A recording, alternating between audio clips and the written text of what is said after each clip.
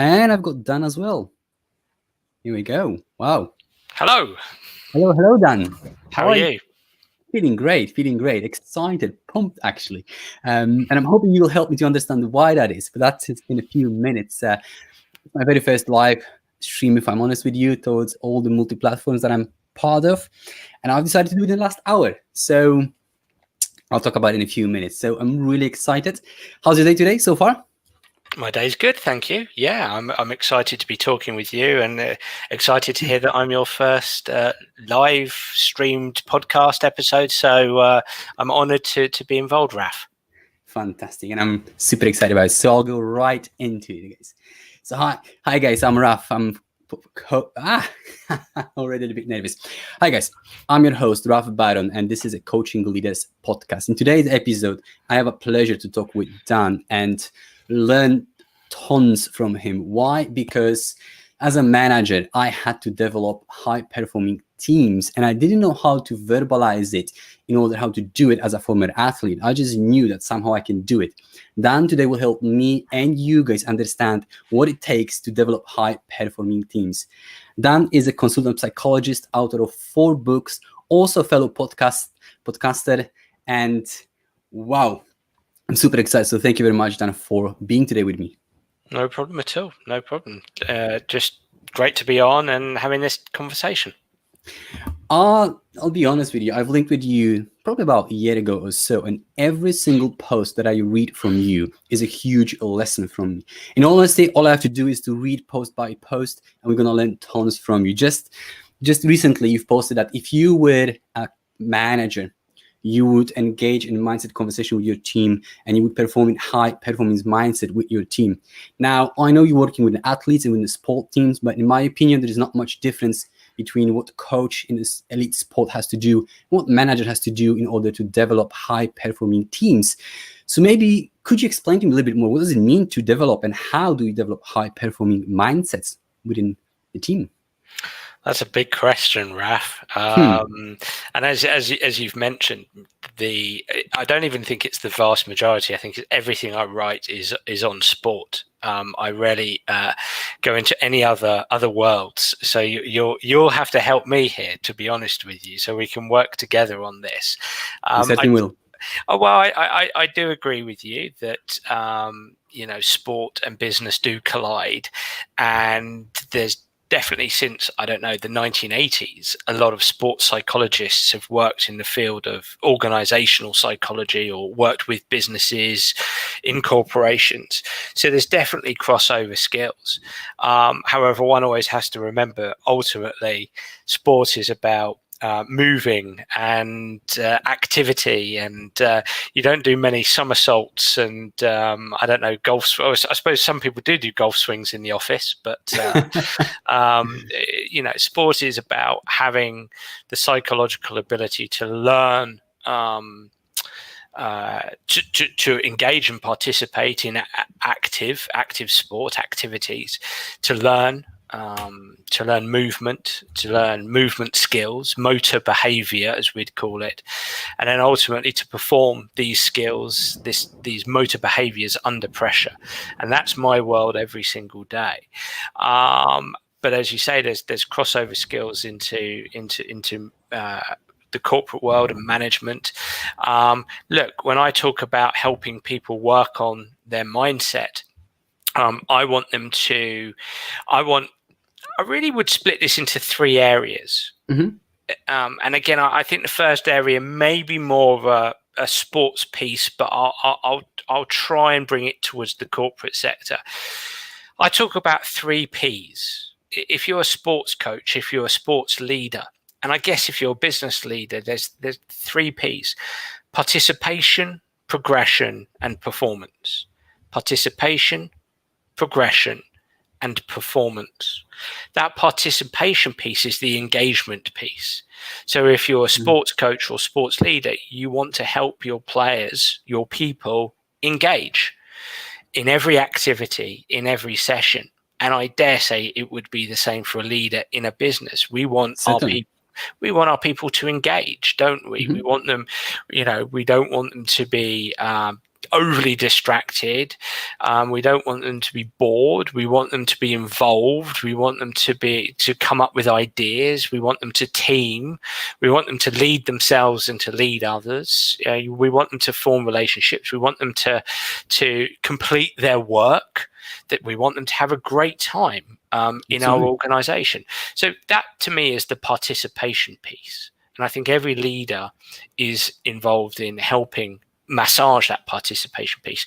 And then we've got the progression piece, which actually I just wonder here, thinking out loud, progression in sport is enormous.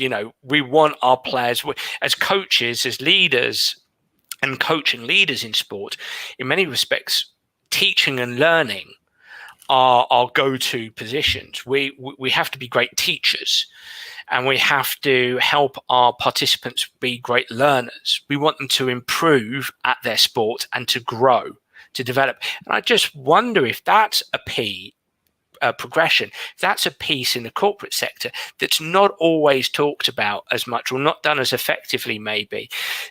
The leader helping people to grow, to get better in their respective positions at the respective tasks that they have, but to grow as people as well. And then we got the final P, which is the performance piece, which I suppose really I've kind of gone off on one, I suppose, but coming back to your original question about mindset, this is really where the heavy lifting is done on mindset, is performance in sport. It's when Saturday comes, if you like. It's when the footballer, the rugby player is competing on the pitch. It's when the basketball player competes on the on the course. It's when the golfer is competing on the course. Having the best mental framework that they can have, that's going to help them optimize their physical skills, their technical skills, their tactical acuity. And I'm guessing, again, in the business world, what are your performance moments? Your performance moments are probably around sales pitching and delivering meetings, having awkward conversations with customers and clients.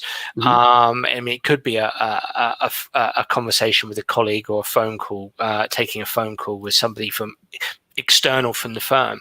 So those to me are your performance moments. Have you got a great mental framework that helps you to be able to execute those performance moments? So participation, progression, and performance. Can we help people engage? Can we help them learn and grow? Can we help them perform, compete, execute their skills under pressure? I can definitely tell that there is overlay. It's exactly the same in the workplace. Companies want to progress and move forward, and I'm guessing there's loads of conversations around how we all progress, but there is less conversations around how you can progress as an employee, as an individual. And I'm guessing it's because not everyone is comfortable around coaching and developing others. Now, I've been fortunate to have one leader who obviously understood that aspect and told me how to do that. But prior to that, it was very difficult for me, because we don't teach managers how they can focus on people's mindsets, and how can we help them perform at their best. Whatever their job description and role is, we have to be fresh and sharp in our minds in order to show up and develop that excellence. So, performing with that excellence. You talk a lot about mood, showing up in the game with the right mood. Same thing with the managers. They have to create an environment, and then they have to help employees be in that framework as well. So there's definitely a lot of similarities, if not like for like, if I'm honest with you. I definitely try to copy what I've learned as a wrestler into what I've been doing as a manager, and it pretty much works. As soon as you learn how to translate one to another and learn the differences, it definitely works. So in terms of that sort of mindset, and let's just talk a little bit about mood topic, because you like I've mentioned, talk a lot about it. How would you create or help your football players or athletes showing up in a training session, in a competition, in the right framework, in the mood, and creating for themselves that mood? Or maybe it's something else than creating it for yourself. Maybe someone else has to do that. Sure. Look, I think it's a really good question. I think that, as a precursor to my answer to build on this idea of mood and mood being an influencer of performance. What a lot of people don't always consider is this notion that moods happen to you. So a low mood happens to you. People don't do low mood on purpose. Anxiety happens to you. A drop in confidence can happen to you. A distraction happens to you.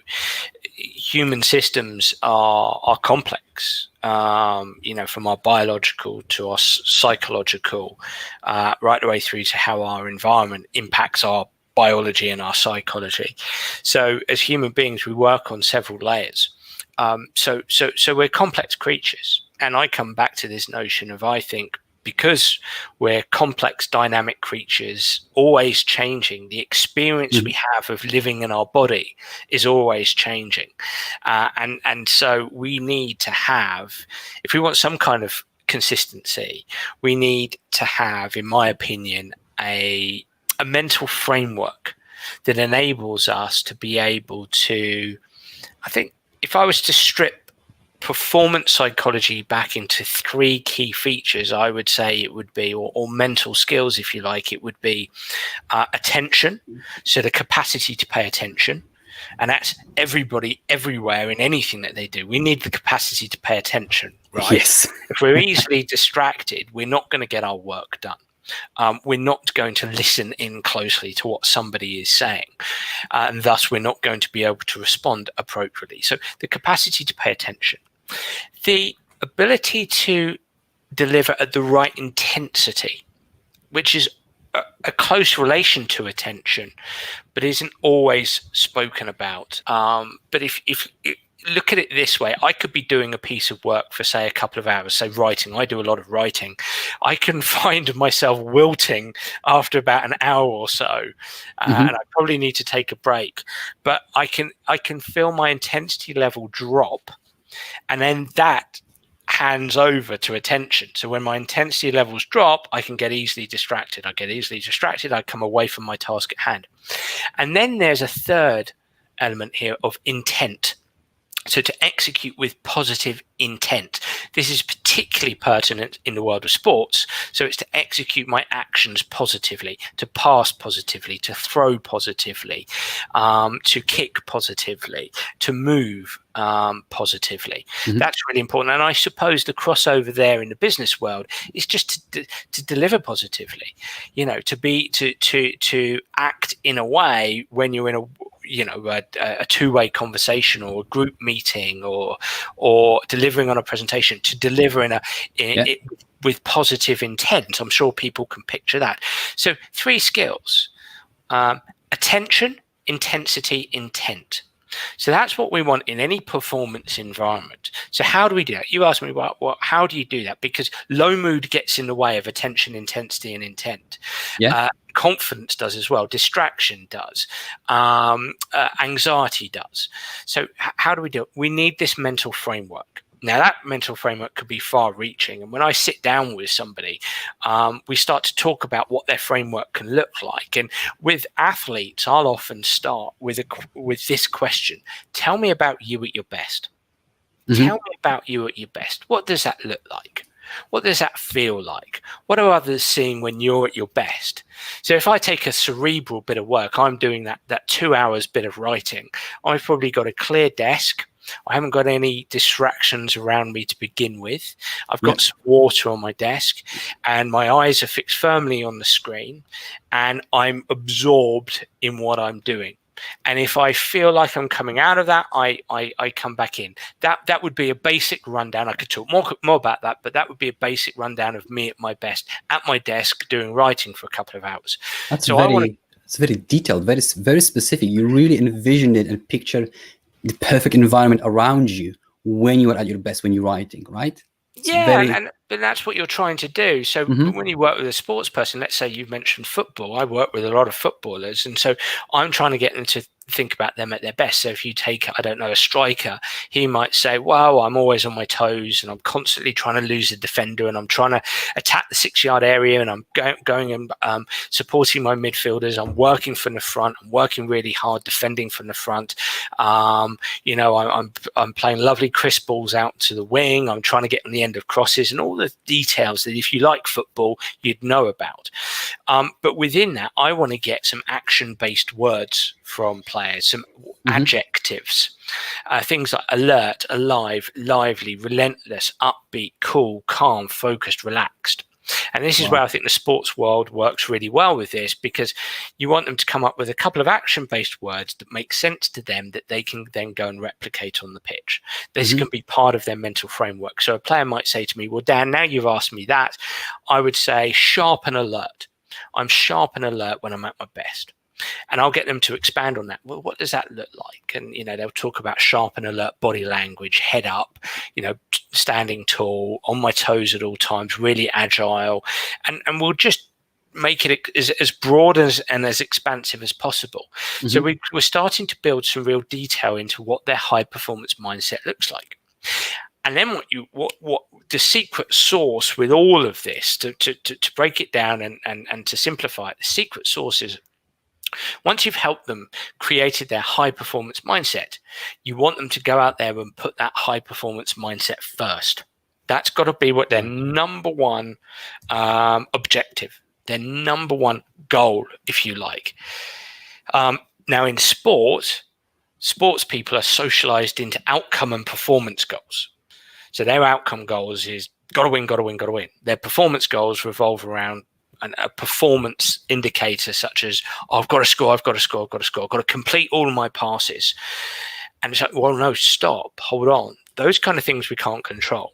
What we can control, for instance, is our mental framework, our high performance mindset, being alert and sharp, for instance, or sharp and alert. So let's just stick to being sharp and alert. What that does is it helps players to deal with the emotion of the game and to deal with that low mood and drop in confidence and things like that. If they happen to you, I've just got to stay sharp and alert, just got to stay sharp and alert. That's where our mental framework starts. And again, if we go back to me at my desk and I've got that 2 hours of writing and I've got a framework in my mind as to what high performance looks like, what my high performance looks like for those 2 hours, if I get distracted, if low mood hits me, if I stumble across writer's block or something like that, I can come back into that high performance mindset. Right. So that's pretty much your post from today. I believe you wrote about Mo Farah, right? And the obsession of winning and what can create more adrenaline and just you focus on the wrong thing.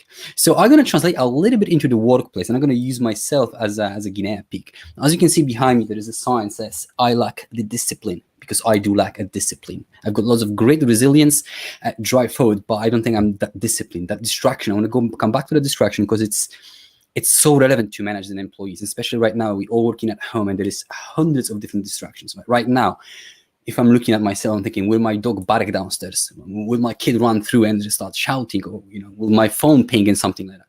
If I'm working, again, I've got loads of distractions. So what I understand here from you now is if I want to create a new training program, or if I'm creating a slide deck or so, I should imagine this perfect workplace and me at my best, but then focus on those sort of behavior, sharp and focus and alert, not as in, well, I'm getting distracted, go back to writing, do more typing, look at the screen, don't look outside. Rather than that, I should be reframing it as in stay sharp, stay alert, that sort of thing. So rather than focusing on, let's say, I don't know, movements or activities with my body, or like, don't look through the window or don't look at your phone, I should reframe it and repeat like stay sharp, stay alert, stay focused.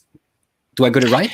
Oh, look, 100%, Raf. And, thank you for that, because, as I say, I live very much in the world of sport, and I'm quite fluent and quite confident when it comes to interpreting this stuff for sports people, but less so perhaps for business and everyday life. But I think what you've reminded me there is again what we would call achievement goal theory, which I've alluded to. If we break any task down into outcome, performance, and mindset, you've reminded me that it's not so much having the self-talk around, come on, let's get back to writing.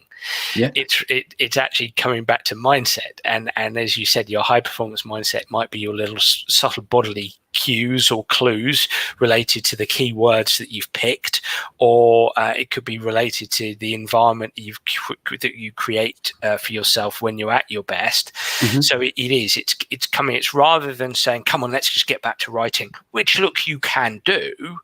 If we were actually to identify, scaffold down and identify mini habits related to getting back to writing, it might be open your eyes a bit, have a sip of water, sit yourself up. You know, we were all at school, when we were all at school, and the teacher said, come on, pay attention. What did we do? We sat up. Yeah. So you might pay attention. You even might just write a random sentence just to get you writing again, you know, just to get that momentum clicking back into gear, essentially.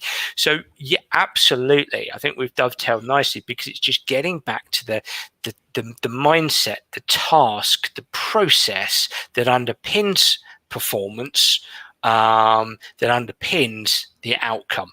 If we want to get that piece of work done in 2 hours, we need a great performance. But to have a great performance, we need a mindset process. It's executing that mindset process to deliver on the performance tasks.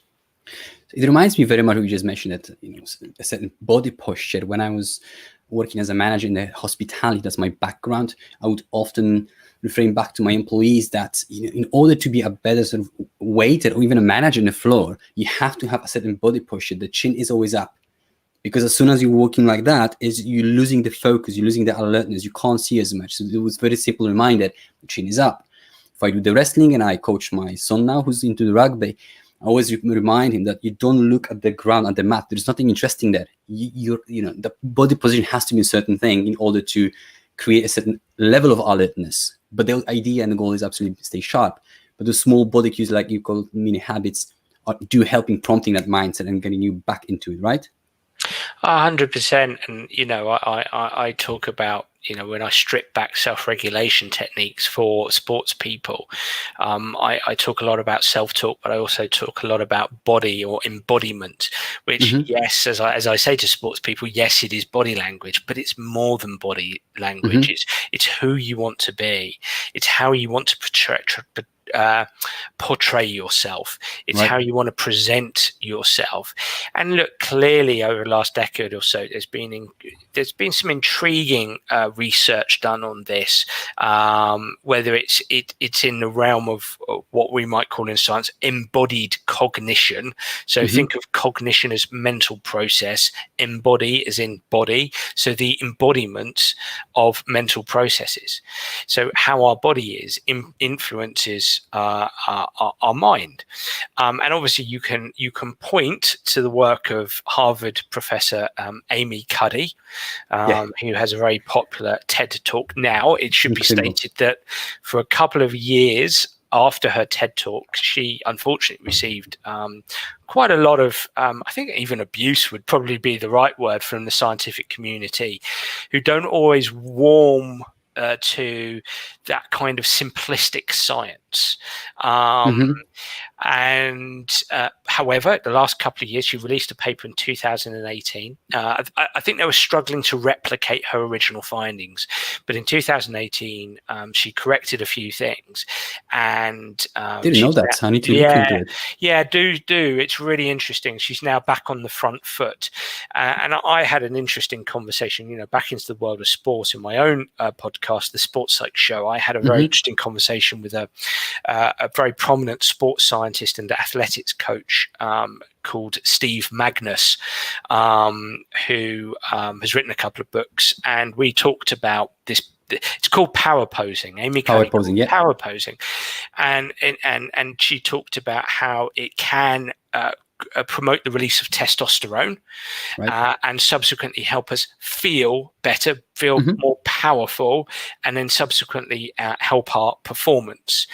And as Steve and I were talking, because Steve wrote a good article about this, if you type in Steve Magnus and power posing into Google, he's written a really really good article. And bear in mind, he's working with, like myself, top level athletes. He said, look, sometimes sometimes science just isn't able to look at the minutiae of these details. Sometimes we have to be pragmatic about these things. If an athlete stands on the start line and holds themselves like a champion, and they say it helps me feel good, then we have to go with that. There is some scientific evidence to suggest that links, as I say, with testosterone. But when you're at the front of the group there, your team, in that sales position, and you've got your head up and you're holding yourself in that kind of business executive way, in that powerful way, you're influencing how your body is experiencing the world. Yeah. You're influencing, you're holding yourself in a powerful way. You feel powerful, you deliver powerfully. And that's what people want. And that's what people need. And that helps people feel more secure in the environment that you're creating. And that's classic evolutionary psychology as well, that you do want your leaders to exhibit competence, mastery, and a sense of strong support. So let's be clear. I think, if nothing else, common sense suggests that how you hold yourself influences your performances and influences how other people feel about you. Yeah, I don't know the ins and outs exactly of it, and you're right. You're absolutely right. It's sort of an instinctive level. It works. It definitely works for me as well. And I talked about and written in a few posts recently about having a Goliath in front of me. And I think some people misunderstood that. To me, Goliath means, I'm holding myself, I'm great, or someone else. No. I'm thinking about it from this perspective. So if I look at the sign again, I'll just refer back to that. That's one of my current Goliaths. The reason why I have decided to go live all of a sudden in LinkedIn within the space of an hour without ever doing it, without testing the technicalities and everything, it's because I framed it and named it my Goliath. And what I mean by that is I understood as an athlete that if I face something that is bigger, overwhelming to me, something that I have to be 100% on top of my game, I grow from it and then I deliver. And so my own version of that is I'm envisioning myself looking up on that. So if I'm having a conversation with someone who's my absolute role model, that's how I see myself. If an hour ago, I decided to just go with it all of a sudden, I just envision myself looking at this big, challenging task that I haven't done in the past. But I knew that if I announce it and go against it, I'll grow from this experience. And for me, growth is everything. And so I think it works because it works for me, and I'm sure it works for everyone else. Maybe the technicalities are different, and maybe this is just a simple way of phrasing it. But you know what? In a working environment, we don't need white papers of 20 pages. We need a simple advice, a tip that I can implement every single day that helps me to, whether it's the battle the distraction or put myself in that high-performing mindset when I'm stepping into the workplace by, lifting myself up or whatever that means to me. You've got athletes who are performing different types of rituals before they step into the pitch for whatever reasons. I'm sure scientifically, I'm not sure if it works or not. For them, it does. And as long as it triggers something additional, whether it's extra adrenaline or certain mindsets on reminding them something, that's fine. Because at the end of the day, the goal is, in my opinion, is to perform well. And if that works, why not? Well, yeah, and I think actually what you've said, I agree with all you're saying, and I love what you're saying. I think actually if I can take you up on something you said right at the end there, the goal is to perform well.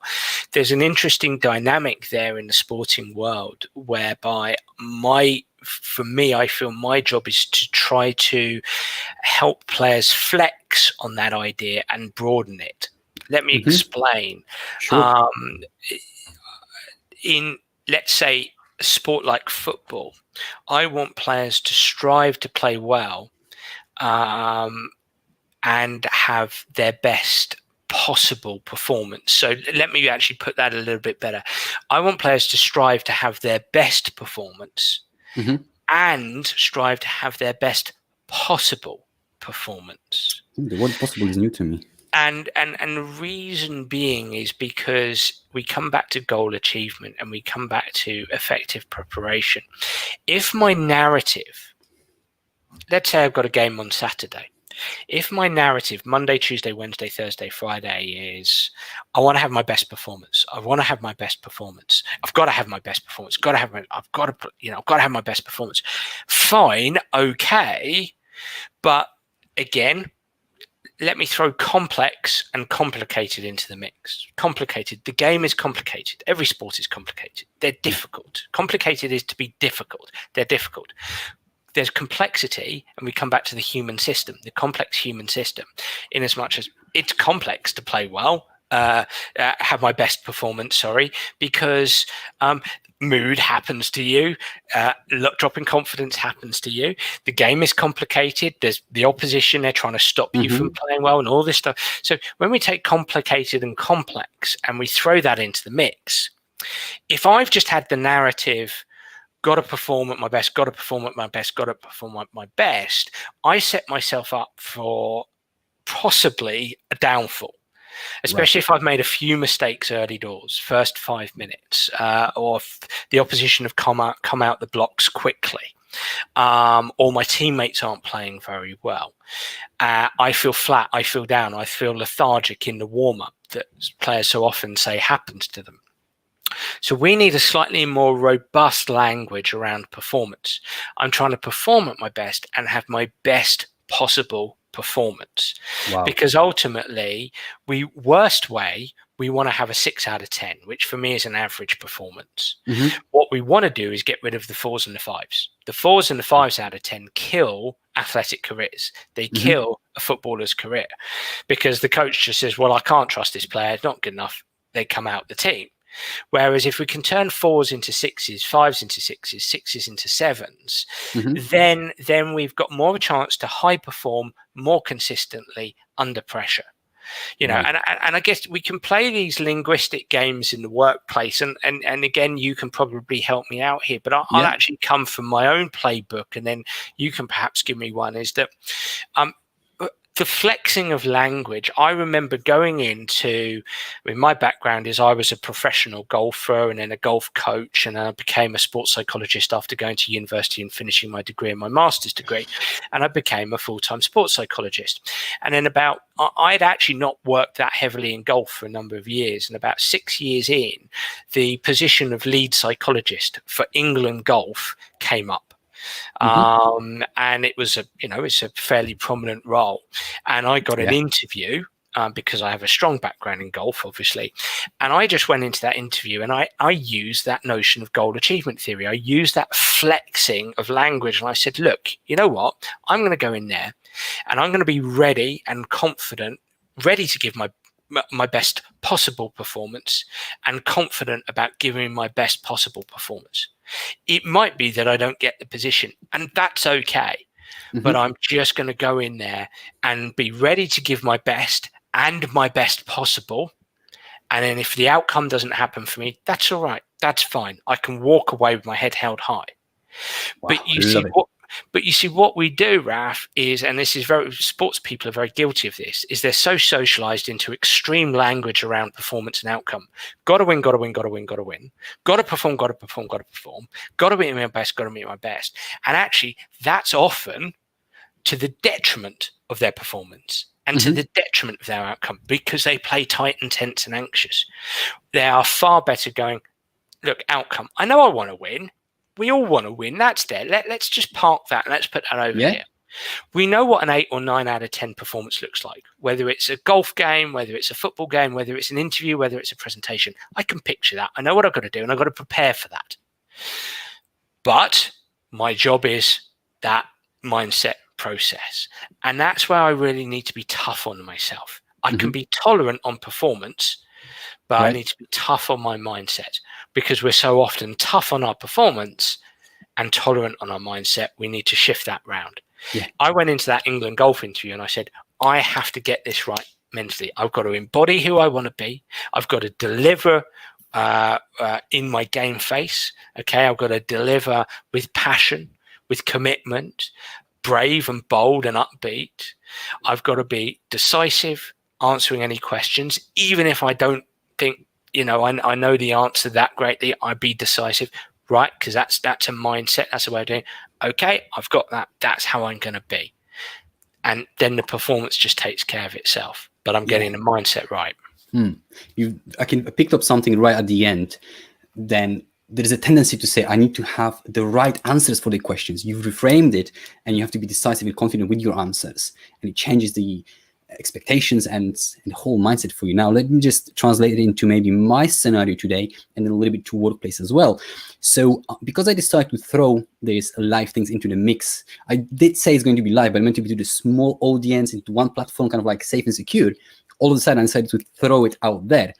And that the complexity was added all of a sudden. And so I want to do my very best, if I'm honest with you, with that interview, because I know that the circumstances are just different. And I can't replicate my performance from the podcasting when the things are a lot more psychologically safe for me. When I know I can edit, I can chop, change, come back to it, and then release it all edited. Now I don't have that. I'm vulnerable here. And I'm relatively new to podcasting, if I'm honest with you as well. So I just added loads of complexity to it. But the expectation for myself that I have is I'll have fun and I'll do my very best, because no matter what happens, I'm growing from this experience. That's all I'm asking. And my audience as well. And so that's sort of my approach to this. In the workplace, I think the same thing happens. We have to deliver that presentation to our boss. And then all of a sudden, whoa, your slides are not working because there is no internet, right? So the performance that you've expected from yourself with the slides would be different than without. Now, how you hold yourself accountable, whether it's your best performance or best possible, what you've mentioned, that's the whole difference. And how the managers are then having conversations with their team at the end of that presentation. The question that they're asking around your best possible performance makes a huge difference. That one word changes the whole trajectory of the conversation. And it shows that you are actually empathetic towards me. Because you've asked me about my best possible means you understand that there were circumstances versus that's not good enough, or you were not good enough, or the performance, what you mentioned, the performance wasn't good enough. It's a whole, we are taking a completely different avenue of conversation that just leads completely different avenue than creating the mindset. And so, wow, very powerful. Thank you for that. I love it. There is one thing that I want to come back to. You've mentioned earlier about the intensity. When you've mentioned you're sitting with your task and you're writing for 2 hours and your intensity drops down. And there is this concept of time management. And recently I hear more and more about energy management and being more mindful about what part of the day you are at, what peak for yourself that will dictate the performance. Now, I've tested it with myself, and now I know that I don't record any videos for my content past 4 p.m., 3 p.m. because it takes me 20 attempts and I can't get it right. If I don't do it between 10:30 and 2, I'm not going to even record the video today because I'm going to waste my time, because I know the peak performance that I have here in my mind, it's gone. Okay. What's your intake into that, the concept of that, in this time management versus that energy management, and being mindful what part of the day you are and how you perform? Sure. Well, I think that, I tell you what I think I know. I can relate it to the neuroscience of performance, in as much as if we think that in any performance moment, we want the front part of our brain, the neocortex, to be switched on. That's the part of the brain that sets goals from moment to moment, that reacts, anticipates, makes decisions. It's the intelligent part of our brain. One big problem: it's 4% of our brain. It's really small, and it needs a lot of power to work. It needs a lot of sugars and glucose. Yeah. And whenever we do tasks, particularly mental tasks, we start to eat away at those sugars and glucose. So the fact that you don't want to do a podcast beyond 4:30, 5 o'clock makes complete sense, because you've probably done X amount of work, spent X amount of time doing work throughout the day. You've eaten away at the sugars and the glucose, and you'll be tired to be able to problem solve, make decisions, respond accordingly to questions or to answers, to listen carefully, and to answer any questions on the fly. It makes complete sense. So I think it is about appropriate scheduling. I'm sure there's a wealth of knowledge out there as to when the most appropriate time of day to work is for individual people. Although I do wonder, as I'm speaking here, if it's more about trial and error, which it sounds like you do and you engage in. It's interesting, Raf, I find myself quite tired early in the afternoon for some reason. And then I perk up a little bit later in the afternoon. Yeah. Although, upon reflection, that can be variable. I remember interviewing Dr. Scott Goldman, a very prominent sports psychologist, a good friend now. He works heavily in the NFL in America. And I just apologized to him profusely after the interview. We held at about 5 p.m. and I was exhausted and I was brain dead. And I think when you're tired, I'm sure there's some research around this. I think your IQ drops by about 10 points on average or something like that. So, a lack of sleep when your sugars and glucose are eaten away. So it is important. I wonder if it's trial and error. I wonder if there's a bit of common sense in as much as if you've done 5 hours work already during the day, that's probably when, it's not great to schedule an important meeting after that. But sometimes needs must, and sometimes you have to. And if you've got that coming up, then maybe scheduling appropriate breaks whereby you rest the front part of your brain, you're sufficiently nourished, watered. I'm pretty sure that there would be some evidence around that. They are, yes. Yeah, so I think I probably wouldn't add any enormous value for you and the audience there. I'm sure everything I've said is pretty common sense, other than it's good to know that, look, the difference between us and other animals is that we have that front brain. We've evolved to have that front brain, and it's only a couple of 100,000 years old. It's relatively new, and it requires a lot of power. So if you want to be sharp, if you want to be at your best, then having that switched on is necessary. So schedule your days, schedule your time, schedule the important stuff appropriately. Absolutely. So I'll go back to your post. I've read one of those that you would be, and you just actually read it, so I've got it right. You would engage in autonomy supportive type of coaching. And this is something that excites me a lot, because as a managers, we have to coach our employees all the time, although it's not comfortable and it's not something that everyone's good at because there was not enough support around it. So I would love to learn from you, what do you mean by autonomy supportive type of coaching? And so then I try to translate it into how managers can actually apply a very similar style in a workplace. Yeah, I mean, I always sometimes wonder if this is an authoritative versus authoritarian style of leadership. I think in an authoritative style, as opposed to authoritarian, you are giving your people space in various aspects of their working life. You're allowing them to make certain decisions. You're giving them autonomy, the freedom. Autonomy is freedom, the freedom to make choices related to work. So I think that's vital, and certainly since the 1980s, there's been good research evidence to suggest that when people experience self-determination, so they have autonomy, some freedom, they're engaged in mastery, and whatever they're experiencing in the workplace relates to them as people, then they're happier and more fulfilled, and potentially their performance is better.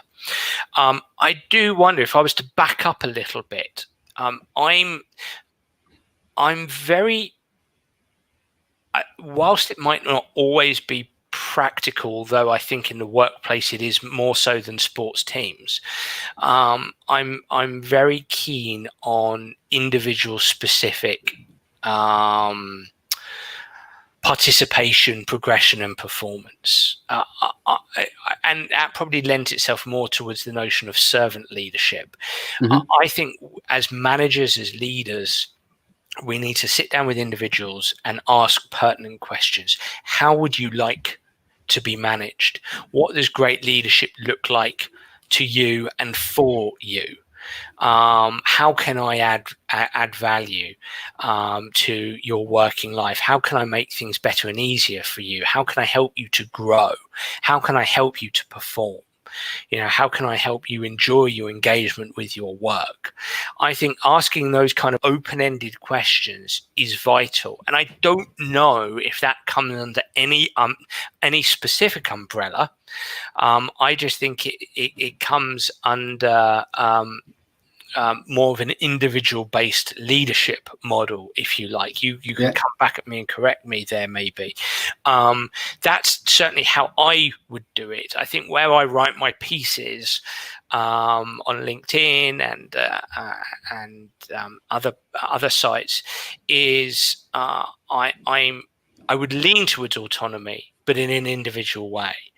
I would certainly avoid being authoritarian. And so when I write, I would be an autonomy supportive coach. In many respects, what I mean is I'm sitting down in front of a player and I'm saying, what is that you need from me? How can we co-create this relationship? How can we co-create success for you? And then look for where the negotiation is, because I know along that journey, along that relationship, I'm going to have to stretch that person, that player, if we're talking about sport.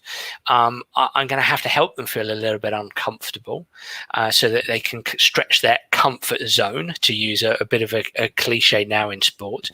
I'm going to have to stretch them in order to help them feel like that they can go beyond perhaps what they thought they could achieve.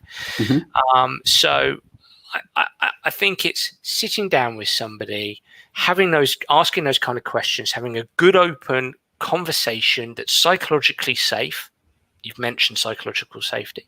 That's psychologically safe, that respects their personality, their experiences, their thoughts, their feelings, that emphasizes strengths, that doesn't shy away from areas to improve, doesn't shy away from stretch, and respects the fact that somewhere along that journey, as a leader, as a manager, I have two dials, a stretch dial and a support dial. And I'm going to have to play with those dials at given times to help that person get the best from themselves. Get permission to do that first of all, and then build from there. And if that person moves off that track, then we need to negotiate. Then I need to ask questions to understand, empathize where I can, and then co-create some solutions there. I wish I had this advice when I started as a manager. And for many years, I treated people the way I wanted to be treated. And it's this cliche saying, treat others like you want to be treated. I think it's causing a lot of harm because I did that. And not everyone is as willing to face challenges and go quick, go far, go hard. That's my background as an athlete. And I forgot that I need to translate it in the workplace. We all have different backgrounds, different ways and different paths that led us up to where we are today as a human beings. And I didn't have this conversation with my employees very early. And for the first few years, actually, how can I help you? And how would you, and I like that question, how would you like to be managed? Because the way I want to be managed and pushed is different maybe to someone else. Doesn't mean that my way is the best way or the way. It's different. It's what works for me. And if we can cut that noise, and I can help you understand it now, so you don't have to wondering how to manage and coach me, and we can go straight into what's really mattered, and you can start stretching me and helping me growing. So very good advice. I love it. And I wish I heard it years ago. But I think just the last quick thing to say there is I'm thinking out loud here and thinking of the stuff I've been considering and pondering and talking about on my podcast and writing about. And there's a difference between leading at a group level and an individual level. And I've kind of laid out how I would strive to lead at an individual level. At a group level, it becomes more complicated because you're dealing then with your, let's say, dozen members of staff. Now you might have had those individual conversations and you've set some processes in place and some objectives, individual processes. You're building your relationship with each individual, so that's there. But you're the leader, let's say, of a team that you want to high perform, so you're appreciating individuals or people on an individual basis. On a team basis, looking, taking the helicopter viewpoint and looking at the group as a whole, I think it from a cultural perspective, the landscape in organizational culture has tended to be around shared values and things like that. And I've been doing a little bit of investigation on this recently, and there's definitely literature out there on the cultural piece around, actually, if we define culture from an anthropological perspective, which where it stems from, culture stems in the 60s and 70s from anthropologists studying cultures out in various countries and locations, and they weren't just studying shared values, they were also studying what is shared identity, shared values, etc. They were studying differences, what's different as well. So from a team perspective, we also, I think, need to be a bit more robust there. It's not just about creating what's shared or understanding what's shared, it's also about understanding what's different between us. The different experiences, cultures, faiths, backgrounds, nationalities, needs, wants, hopes, doubts, beliefs, expectations. Otherwise, if we're only interested in what's shared and we start to produce these values without considering what's different, then we might celebrate with this notion of, we've got this on a team basis, we've done this value driven activity and we've got these 5 values, but then compliance can start getting involved. People start to comply to that even though they don't necessarily agree with the values. So I mean, this could take us on, we can't talk about this for next hour, but yes.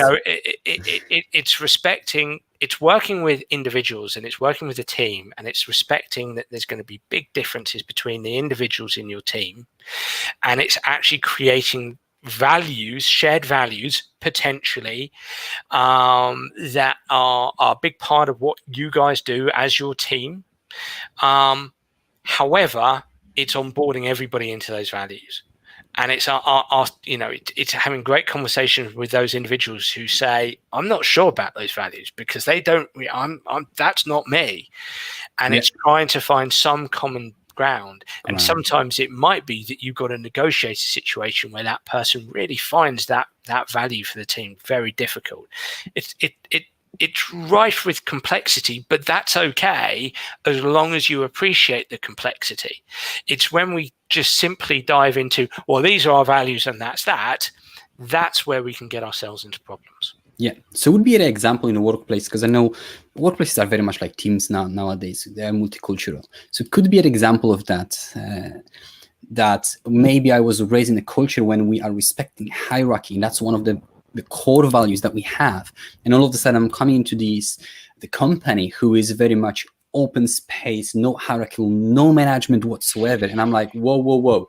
I don't sign up for that. Not because I don't like that idea, or maybe it's a wrong idea. It's just because this is not how I was raised, and my values are like a polar opposite to what you're trying to explain and bring me on board. Do I got it right? I like that. I mean, you're talking about an extreme example, but what I like about what you said there is that somebody might say, it's not that I don't, it's not that I disagree with it or I don't like it. It's just, it makes me feel uncomfortable. And when it makes it, it creates what we would call in psychology cognitive dissonance. So it's unlikely that person won't engage in the kind of behaviors that has been normalized within that workplace. And so that then requires the ongoing communication between, say, the leader and that person, to help them feel comfortable with the value that they've actually stepped into, or the Mm-hmm. the way the team operates. You Right. know, that to step into that and be able to accept that. But if we just say, well, I don't care what you experienced there in that culture, you're here now, you've just got to get on with it. That to me is you know, obviously poor leadership. That to me requires more of a, again, I'm going to use this term, negotiation, Mm-hmm. more empathy, listening, empathy, and you know, brainstorming solutions in that situation. Absolutely. I've got the last maybe 6-7 minutes left, and there's one more thing that I'd like to touch on because it made me really curious. One of your posts, you talked about the narrative BAS versus BIS. I don't know what it actually stands for. I forgot the whole thing for him, and I foolishly. Raf, can I stop you? Yeah. Unfortunately, live TV and all that, it went all funny. Can you start again? I didn't hear you from the beginning there. Oh, sorry. That's okay. I said we've got only a few minutes left, but there's one concept I'd like to ask you about that I've seen on your post, and you talk about the narrative. The abbreviation is BAS versus BIS, and foolishly I've written the abbreviation and then the full name. So I'm sure you know what I'm talking about. I'd like to learn a little bit more about that because it was a fascinating post to me. Well, that actually comes back to when I talked about attention, intensity, and intent. In many respects, that's the intent side of things. So BAS and BIS is, wow, we're really getting into psychology now. BAS is the behavioral activation system. And the BIS is the behavioral inhibition system. And you're making me try to extend my psychological knowledge here. It's by a guy called Gray. I think it's John Gray, although I may have that first name incorrect. He, in the late 20th century, I mean, he was doing a lot of work around personality.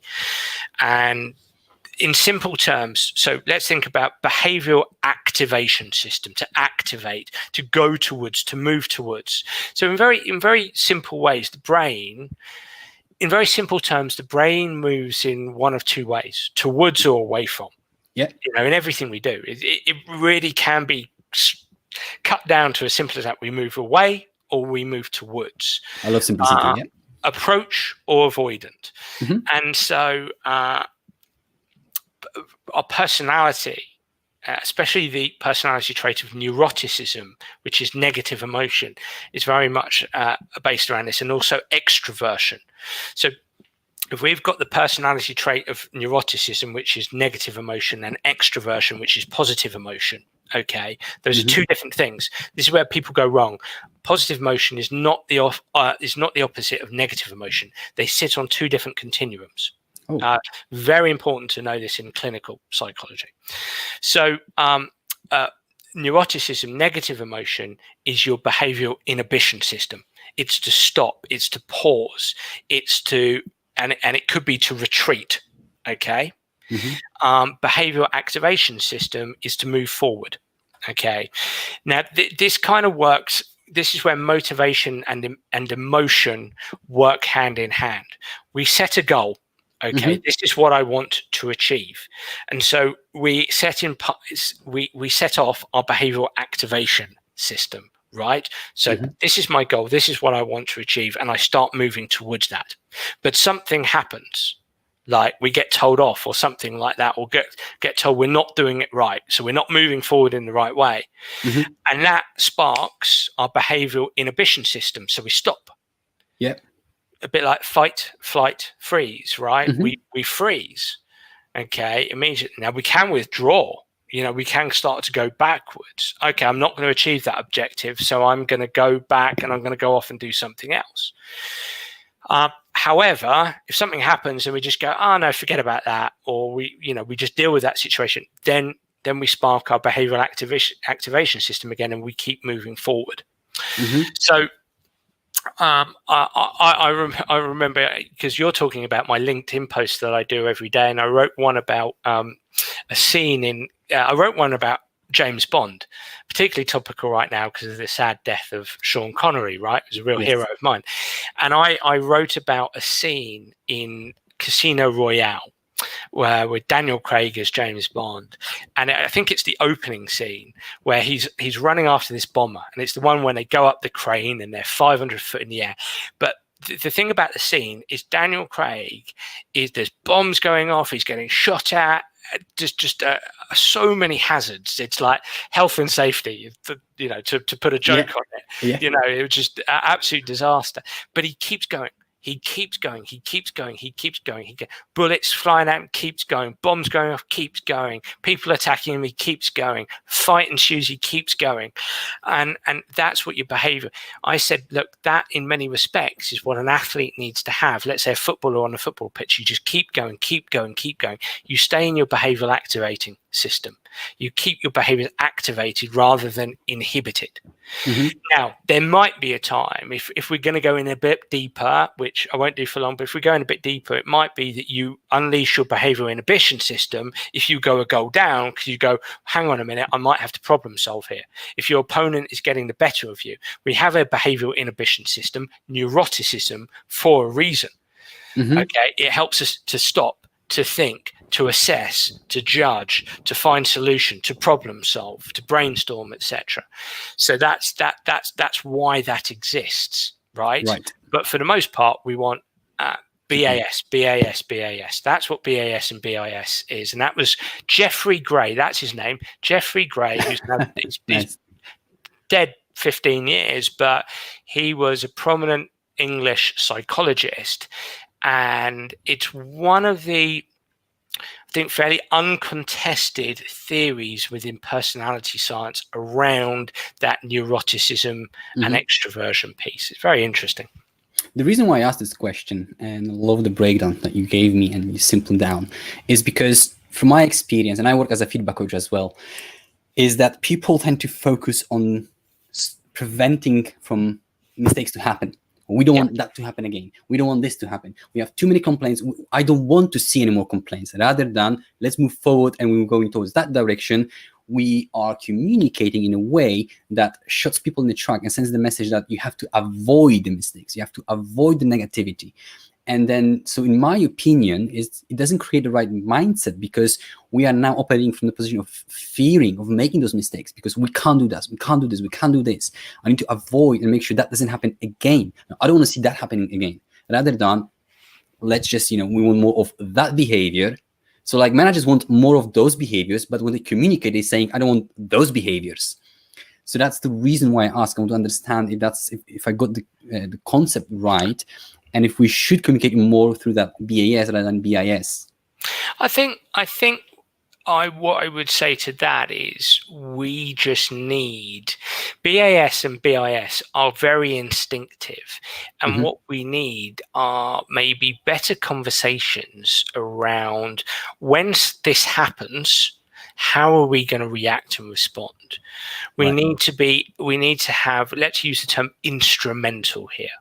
Instrumental solution. We need to be instrumental in our solution finding around regular challenges that we have in the workplace. Not so much, I don't want you to do this, I don't want you to do that. More, when this happens, what are we going to do? And that can be drawn back to the work of, say, Gabriel and Tingen, the psychologist at New York University, one of the leading psychologists on goal setting. She talks about mental contrasting. When things go, we set a goal, but something's going to go wrong on that path to reaching that goal. What things might go wrong? What are we going to do if they go, what are we going to specifically do if they go wrong? So it's not so much saying, well, I don't want you to do this, I don't want you to do that. It's more having instrumental conversations around what we're actually going to do at given challenge points, or when we're challenged, essentially. Yeah. Does that make sense? Perfect sense. Thank you. And I'll actually check a little bit more about that mental contrasting concept, and I will do more research. Now, I know we need to wrap it up, so I've got one last small question that's just out of curiosity. So you're working as a sports psychologist, and there's there are tons of coaches out there in the world. Which one is your favorite, or one that really embodies what you are teaching and coaching others? Which coach, whether it's a golf sport or football sport, embodies that coaching mindset and really understands the psychology behind it? Oh, wow. That's a question. Probably nobody. Just because who would it be? There's many great coaches. It's interesting, Raf, because I don't want to be negative here, but I still think there's so. Let me spin it positively. I think there's so much room for so many of even the very best coaches to get better from a mental perspective. I've worked with Eddie Jones, England Rugby, and obviously he's highly regarded, and he is, and it was great to work with him, and he pushed me, and that was great. And he's a wonderful leader and a successful leader. So I think he does things in his way and does them very well. I think that probably my inability to answer this probably says that I'm too demanding as a sports psychologist. I have to respect that the leader isn't a sports psychologist. Hold on, let me think. Maybe Eddie, maybe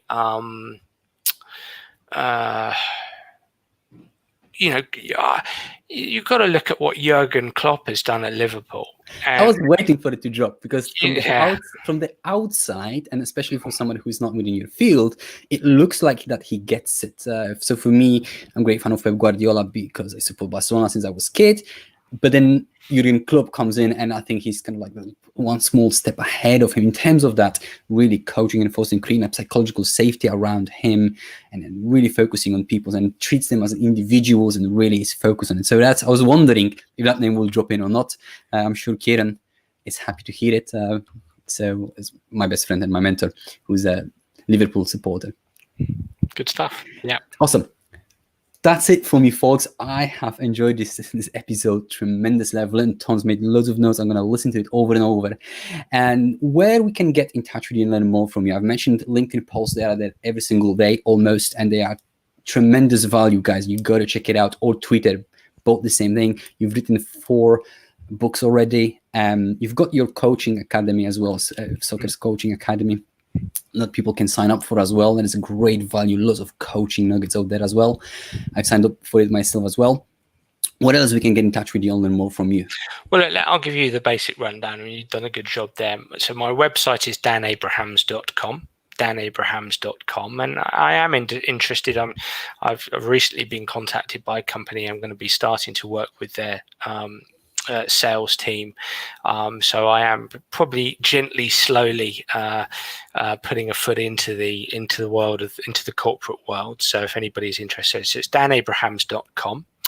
I can be found on LinkedIn, as you said, where I'm doing a post every day, which I also put on my Facebook page at Dan Abrahams Soccer. I'm on Instagram at Dan Abrahams Sport. I'm on Twitter at Dan Abrahams 77. I have 2 other Twitter channels. I have at Abrahams Golf and at the Sports Psych Show, or at Sports Psych Show, which leads me on to my podcast, which is the Sports Psych Show. If you just Google that, the Sports Psych Show, you'll find it. And then, as you said, I've got 4 books: Soccer Tough 2, Soccer Brain, and Golf Tough. You find those on Amazon. And anything else, last but not least, yes, my online academy that you're a member of, that has over 100 videos for coaches, players, and parents to work together on the mental side of the game, with regular email updates. So absolutely. Thank you so much, Raf, for giving me the opportunity to speak with you, and I hope that's been useful. Very useful, and I'll drop all those links into the podcast description as well, guys, so it will be very easy for you to navigate. Thank you very much. Thank you for being generous with your time and spending it with me and my audience. Have a great day on purpose, Dan. Thank you. Take care. Bye-bye. Bye-bye. Right, guys, that's pretty much it. Whoa. If you want more of that content have access to early access to my content, guys, to my podcast interviews, and to live shows like this one, please consider become my patron. That's on patreon.com/RafBaron. I would really appreciate your support because I love doing those interviews. If I'm honest with you, I learn from them a lot, and I hope you do as well. However, it comes at a price. Every single episode is about 8 to 10 hours of my work to put it into it. And if I carry on that way, I can only do an episode a week. I would love to be in a position where I can do 2-3 episodes per week, which means I need to give part of this job to someone else, which comes at the cost, right? So guys, if you consider supporting me as my patron, I would really, really appreciate it. It would mean a word to me. Also, like, shares, downloads from the podcast. Everything matters a lot. Every single thing helps me become a little bit better and move a little bit further. So thank you very much, guys. I hope you enjoyed this episode and have a great day on purpose.